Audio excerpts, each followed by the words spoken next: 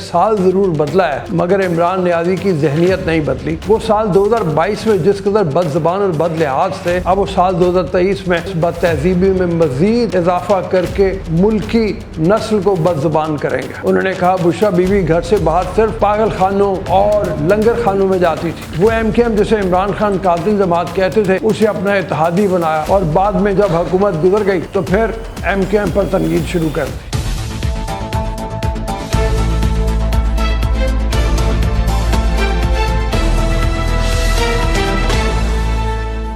بسم اللہ الرحمن الرحیم، السلام علیکم، میں ہوں عبدالرؤف اور آپ دیکھ رہے ہیں باغی ٹی وی۔ پاکستانی سیاست میں ماہر یو ٹرن اور ایک اناپرست فاشسٹ شخص نے سال کا پہلا دن بھی نہ چھوڑا اور خواتین کے ذاتی کردار پر گھٹیا تنقید کرتے ہوئے یہ تو وعدے کر دیا کہ سال ضرور بدلا ہے مگر عمران نیازی کی ذہنیت نہیں بدلی اور پتہ نہیں بدلے گی بھی کہ نہیں۔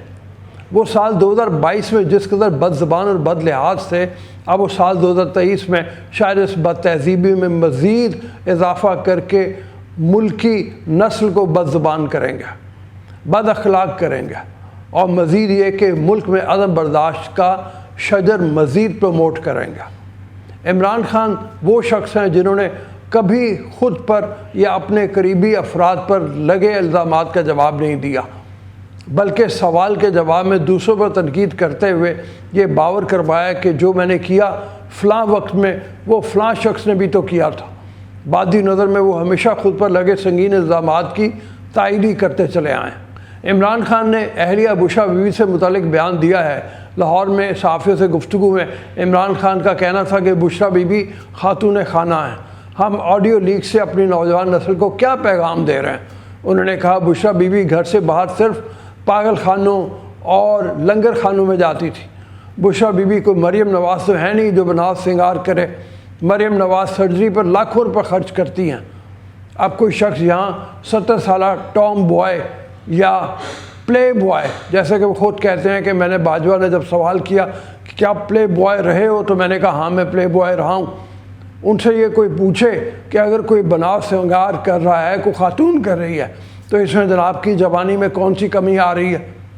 کوئی بھی کچھ بھی کرے، اس کا ٹھیکہ عمران خان نیازی کو کس نے دیا ہے کہ اس پر یوں عوامی سطح پر تمسخر اڑائے؟ عمران خان کے تقریباً 3 سالہ دور اقتدار سمیت سال 2022 تک کے یو ٹرن کی اگر فہرست مرتب کی جائے تو شاید ایک وی لاگ نہیں بلکہ وی لاگس کی ایک سیریز لانچ کرنی پڑے گی۔ ہاں، چند موٹے موٹے یو ٹرن جن پر ان کو ندامت تک نہ ہوئی آج آپ کو گنوا دیتے ہیں۔ حضور نے فرمایا کہ قرضہ نہیں لوں گا، لیکن پی ٹی آئی کی حکومت نے آئی ایم ایف سمیت متعدد سے قرض لیا۔ کہتے ہیں یا کہتے تھے پیٹرول گیس بجلی سستی کروں گا، جبکہ پیٹرول گیس اور بجلی کی قیمتوں میں کئی گنا اضافہ کیا گیا ان کے دور حکومت میں۔ کہنے لگے میٹرو بس نہیں بناؤں گا، پشاور میں بی آر ٹی بنائی گئی، ایسی بس سروس چلائی گئی۔ پھر کہا کہ ڈالر مہنگا نہیں کروں گا، پی ٹی آئی کی حکومت میں روپے کے مقابلے میں ڈالر کی قیمت میں ریکارڈ اضافہ ہوا۔ پھر فرمانے لگے بھارت سے دوستی نہیں کروں گا، لیکن پی ٹی آئی کی حکومت نے ابتدا میں بھارت کے ساتھ دوستی سے شروع کیا، ان کی جانب خیر سے گالی کا دوستی کا ہاتھ بڑھایا تھا، بعد میں دونوں ممالک کے تعلقات مزید کشیدہ ہو گئے۔ مگر اقتدار سے جانے کے بعد پھر یو ٹرن دیکھنے کو ملا جب عمران خان نے کئی بار بھارت سمیت بھارتی پالیسیوں کی تعریف کی اور اپنے ملک پر بھارت کے مقابلے میں شدید تنقید کی۔ ٹیکس ایمنیسٹی اسکیم کے بارے میں کہا نہیں دوں گا۔ مسلم لیگ نون کی جانب سے متعارف کروائی گئی ٹیکس ایمنیسٹی اسکیم کو معمولی رد و بدل کے ساتھ پھر نافذ کر دیا۔ آزاد امیدواروں کو نہیں لوں گا، یہ کہنا تھا ان کا۔ حکومت بنانے کے لیے اراکین کے تعداد مکمل کرنے کے لیے آزاد امیدوار کو شامل کیا گیا۔ زیادہ دور نہیں بلکہ وہ پرویز الہی جسے آج وہ پنجاب تحریک انصاف کی حمایت سے وزیر اعلیٰ لگایا ہوا ہے، اسے ماضی میں عمران خان پنجاب کا سب سے بڑا ڈاکو کہتے تھے۔ وہ ایم کیو ایم جسے عمران خان قاتل جماعت کہتے تھے اسے اپنا اتحادی بنایا اور بعد میں جب حکومت گزر گئی تو پھر ایم کیو ایم پر تنقید شروع کر دی۔ کہنے لگے ایک بار کہ سیکیورٹی کا پروٹوکول نہیں لوں گا، اس پر عمل درآمد نہیں کیا گیا، جو پروٹوکول وہ لیتے رہے اس کو آپ نے خوب دیکھا ہوگا۔ کہنے لگے وزیر اعظم کو لائبریری اور گورنر ہاؤس پر بلڈوزر چلا دوں گا، اس اعلان پر بھی عمل نہیں ہوا۔ بیرون ملک دورہ نہیں کروں گا، یہ بھی کہنا تھا ان کا۔ عمران خان نے وزارت عظمیٰ کا عہدہ سنبھالنے کے بعد پہلے ایک سال میں امریکہ، سعودی عرب اور انڈونیشیا سمیت متعدد ممالک کے کئی دورے کیا۔ کہتے تھے عام کمرشل فلائٹ میں جاؤں گا، اس اعلان پر بھی عمل درآمد نہیں ہوا۔ ہیلی کاپٹر کے بجائے ہالینڈ کے وزیر اعظم کی طرح کہنے لگے سائیکل پہ جایا کروں گا۔ اب تک اس اعلان پر بھی عمل درآمد نہیں ہو سکا۔ اپنی حکومت میں تو خیر کیا ہونا تھا، اقتدار سے نکالے جانے کے بعد آج ڈبل پروٹوکول لیے زمان پاک میں حکومت کے اخراجات اور عوامی ٹیکس کا پیسہ برباد کر رہے ہیں۔ کہنے لگے مختصر کابینہ بناؤں گا۔ عمران خان کی کابینہ میں وزراء اور مشیروں کی تعداد میں متعدد مرتبہ اضافہ ہوا۔ پھر کہنے لگے جس پر الزام ہوگا اسے عہدہ نہیں دوں گا۔ پی ٹی آئی کے متعدد سابق وزراء کو مقدمات کا سامنا کرنا پڑا، بلکہ مقدمات کا سامنا تھا اور اب بھی کر رہے ہیں۔ یہاں تک کہ جس نے ان کے دور حکومت میں ان پر الزام لگایا، نیازی صاحب نے اسے غدار ہی ڈکلیئر کر دیا۔ اس سب کے باوجود بھی خدا کی کرنی کہیں یا کوئی ہوائی طاقت کا کرشمہ کہ عمران خان کے اندھے ماننے والے اسے آج بھی مسیحا سمجھتے ہیں، جبکہ اس وقت ملک کی حالت ہر لحاظ سے انتہائی تشویشناک۔ نیا سال آ گیا اور ملک خدا داد میں نئے شوشے چھوڑنے اور نئے ٹرک کی بتی کے پیچھے عوام کو لگانے کا وقت بھی آ گیا۔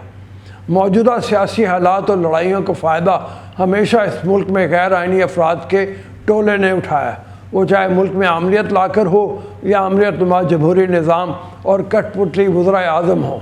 گزشتہ سال تو کئی شوشے سننے کو مل رہے تھے۔ گزشتہ سال جو شوشہ سننے کو مل رہا تھا وہ صدارتی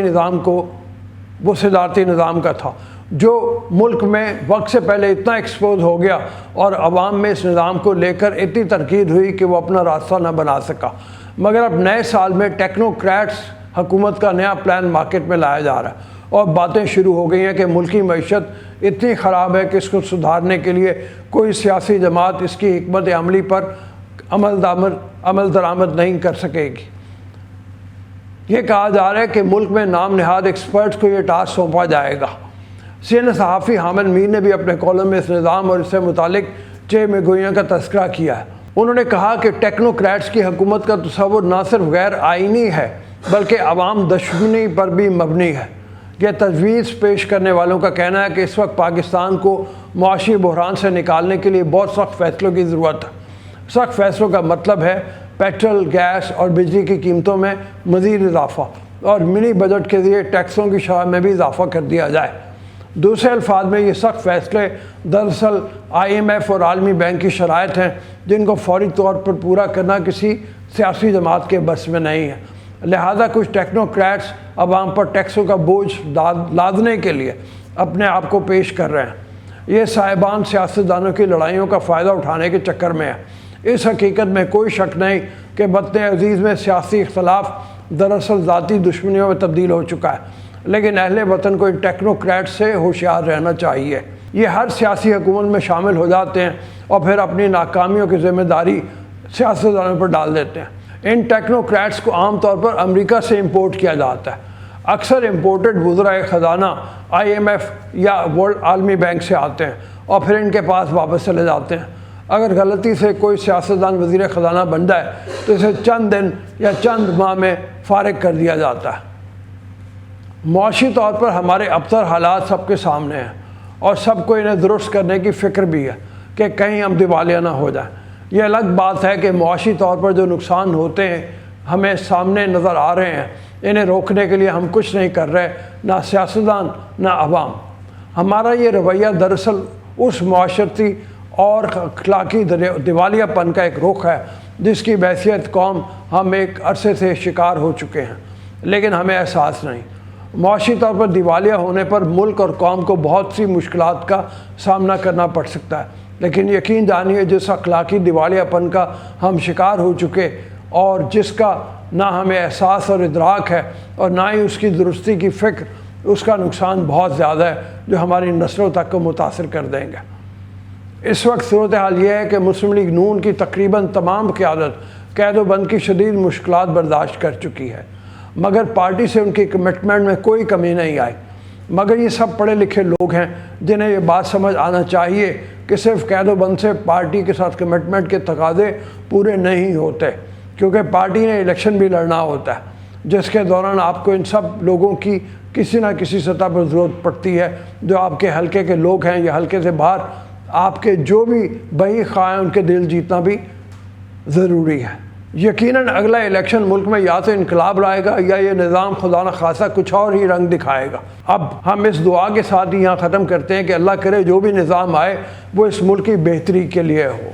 اس ملک نے بہت سے تجربات کر لیے. یہاں ٹیکنوکریٹس کی گورنمنٹ بھی آئی, یہاں صدارتی نظام بھی رہا, یہاں پارلیمانی نظام بھی رہا, یہاں جمہوریت بھی رہی, یہاں سوشلزم بھی آئی, یہاں اسلام کے نام پہ بھی لوگوں کو گمراہ کیا گیا, لیکن کوئی بھی حکومت چل نہ پائی. اب اس بات کا انتظار ہے کہ یہ سب لوگ بیٹھیں, سر جوڑ کر بیٹھیں اور ملک کو اس دلدل سے نکالنے کے لیے کوئی لائحہ عمل ترتیب دیں. آپ سے اجازت لینا چاہوں گا. جانے سے پہلے آپ سے گزارش ہے کہ چینل کو سبسکرائب کریں, ویڈیو کو لائک کریں, شیئر کریں اور کمنٹ سیکشن میں اپنا فیڈ بیک ضرور دیں. اللہ آپ کا حامی و ناصر ہو.